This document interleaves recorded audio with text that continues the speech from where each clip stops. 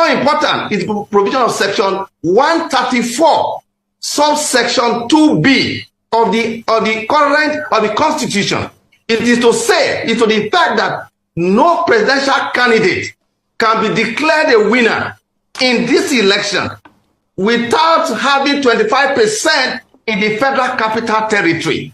That is very important for the whole world to know that tomorrow's election, whenever it will be finally declared, apart from having 25% in 24 states of the Federal Republic of Nigeria, the Federal Capital Territory is like a compulsory question. You can answer all that question. But Federal Capital Territory, without having 25%, you go nowhere. This is important. And finally, the broad outline of the 21st century, Dr. Abati, is clear. It offers opportunity for people who can work together.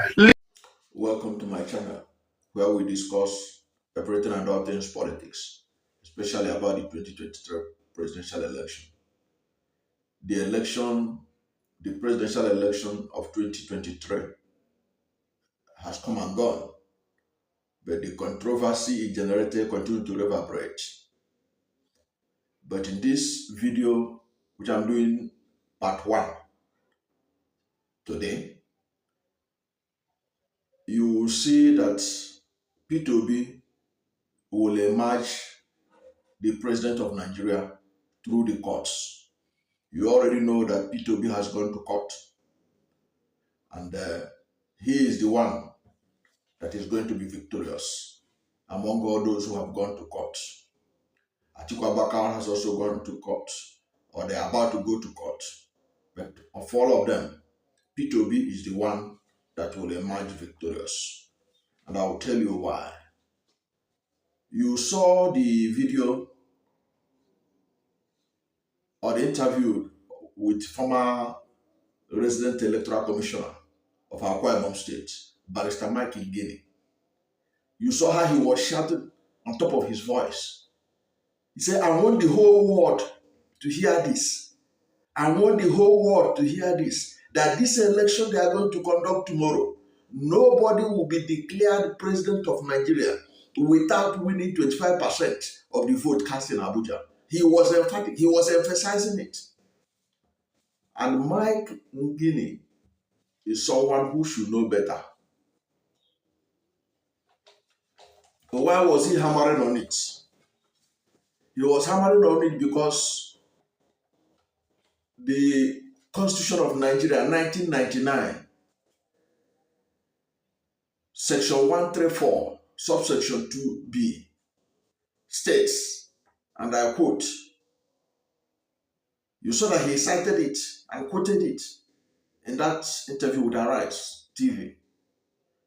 He said, a candidate for an election to the office of president shall be deemed to have been duly elected where there have been more than 2 candidates for the election. He has the highest number of votes cast at the election.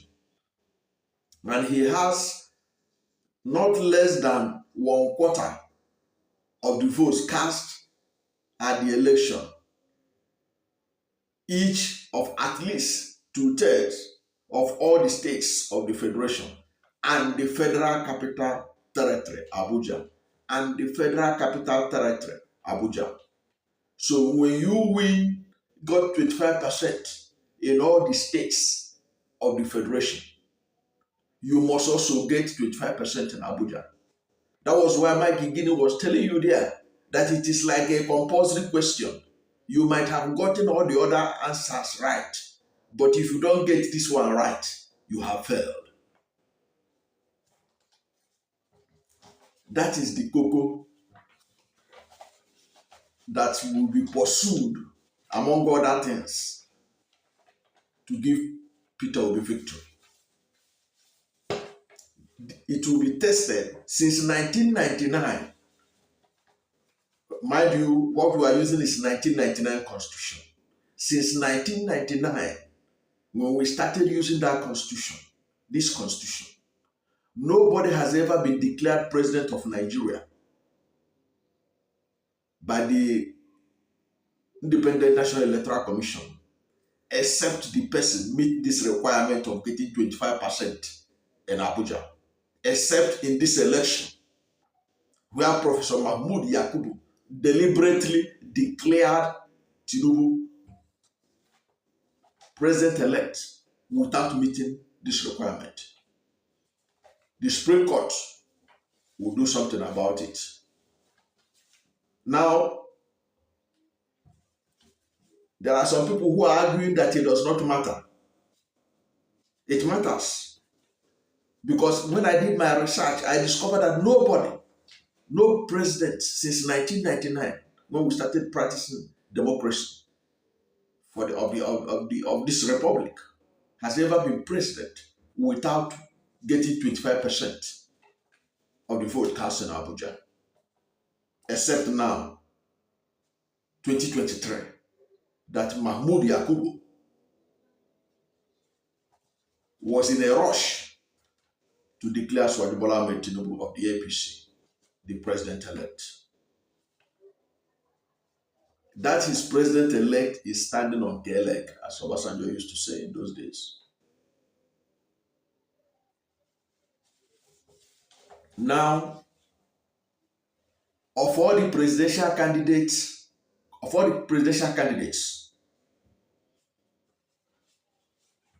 it is Peter Obi that met the requirement of section 134 subsection 2B.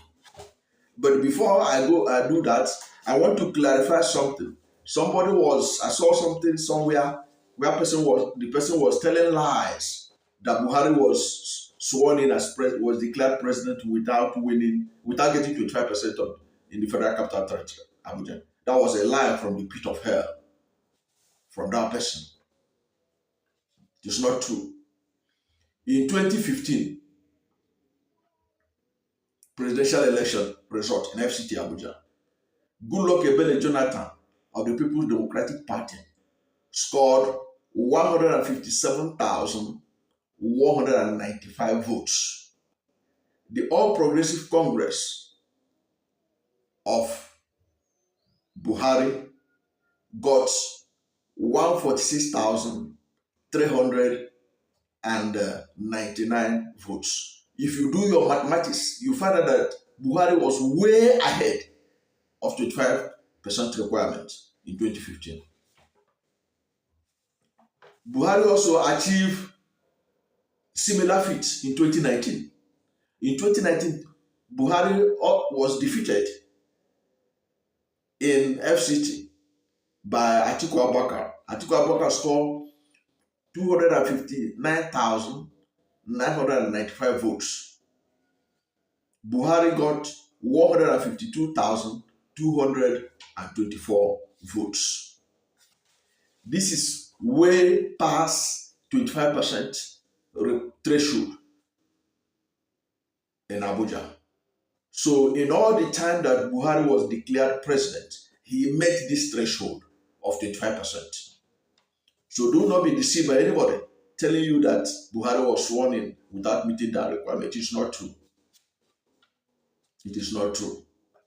Buhari might have lost Abuja in the two elections he contested in the city between 2015 and 2019. But he met the 25% threshold in Abuja. Jonathan defeated him in Abuja in 2015. But that didn't stop Buhari from not getting 25% of the votes, of the votes cast. The same thing applied in 2019. Atiku Abubakar defeated him, but it didn't stop Buhari from not getting over 25% threshold. Now this takes us to this year. The results of this year, of all the presidential candidates, the four leading candidates, Peter Obi got 62% of the votes cast in FCT, which was 281,987 votes. His closest rival was Asiwaju Bola Tinubu, who got 90,902 votes, which was only 20% of the vote cast. Atiku Abubakar of the People's Democratic Party got 73,743 votes, which is just 16% of the vote cast in Abuja. And Rabiu Kwankwaso of NNPP got 4,517 votes, which is just 1% of the total vote cast. So, of all the presidential candidates, if you go by these results that have been released, which is being disputed, this is enough ground for nobody to be declared president except Peter Obi, because Peter Obi is the only one that got 25% in Abuja, and nobody should be declared president-elect without getting 25% in Abuja. So Peter Obi is in a pole position to meet the requirement to be declared the next president of Nigeria. And I have strong belief that if Peter Obi's lawyers make this case effectively, the court will listen and Peter Obi will get justice. So it is very important that people take note of this. Now, if you look at the present results out, Asiwaju Bola Tinubu has majority of the votes now, followed by PDP, followed by Labour Party Peter Obi. But of all the three of them, the only person, three of them, and if you add Kwankwaso making four of them, the only person that didn't have the capacity to rig election, the only people that don't have is Kwankwaso and Peter Obi. But let us leave Kwankwaso, because Kwankwaso doesn't stand a chance now. We're talking about these top three. Now, APC and PDP are the main ones that rigged. They are the ones that rigged this election. PDP rigged this election in their areas of stronghold. APC rigged very well in their stronghold, and they allegedly connived with INEC. And I know that when this matter gets to court, you will hear more. Information will come out, even from INEC and elsewhere, to reveal what happened. So the figures that you are now seeing as APC figure. When the real figures come out, because what is going to happen now is that Peter Obi is going to bring out the figures of Labour Party by its agents, different from what APC and INEC allegedly connive to read out as the real scores. When this begin to come out, you will know that more votes will be cut out from APC and PDP, and they will be added to Peter, because it is his votes that they were cutting. You remember that in Jos, in Plateau State, Peter Obi won by over 1 million votes. They allocated to him about 400 something thousand. He got over 1 million votes in Lagos. In fact, a chieftain of PDP said in their situation room in Lagos, Peter Obi was getting over 900 and something thousand. Now, when you cut off all this, reduce the APC votes, which they padded and cut from Peter Obi and add to themselves, even in Lagos and elsewhere. And then the shenanigan that happened in Port Harcourt, in Rivers State, where it was reported allegedly that the votes of Peter Obi was swapped with that of Asiwaju Bola Tinubu, because it doesn't, it belabors common sense that Asiwaju Bola Tinubu will defeat Peter Obi in Rivers State. So when those results comes out and the overbloated votes of APC are cut off, I can tell you for free, Peter Obi will emerge the largest vote harvest in this election. And also, that of PDP will be cut off, because PDP also padded in their control states in Akwa Ibom, Bayelsa, Delta, Edo, and Sokoto. There was massive rigging. There was massive rigging. There was massive intimidation against Labour Party and the opponents, other opposition parties. In fact, there was the Labour Party agents, state agents, refused to sign the results of Bayelsa because of monumental discrepancy in what was contained in it, different from what was gotten on at the polling units. The same thing happened in Akwa Ibom State. The same thing happened in Bayelsa. Okay, I talk about Bayelsa. You saw it in parts of Edo State where they went and scattered the INEC ballot papers. That one was not done by the APC. It was done by the PDP. So by the time you cut the assets that PDP allocated to themselves in Sokoto and elsewhere, you will discover that Peter Obi will have majority of the vote cast in the country. Because by then, the court will see the real results, even in Southwest, where the votes of Labour Party was cut down. The real result will come up. So when you see Peter Obi saying that he is going to defend, prove to the world, prove to the Nigerians that he is the one that won the election, he knows what he's saying.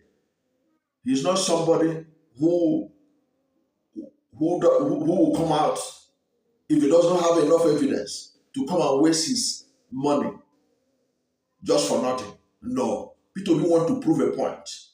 And he's coming from a position of strength, a position of strong evidence that will prove that he has the highest vote in this election, that will prove that he has the highest spread to be able to qualify to become the president of Nigeria. So that's where I will stop for now. When I do part 2, you will see more reason why I believe strongly that Peter Obi will be declared the next president of Nigeria, and the certificate of return given to Asiwaju Bola Tinubu will be collected from him. He will return it, and Peter Obi will be declared president of the Federal Republic of Nigeria by the court after seeing the strong evidence that he will present.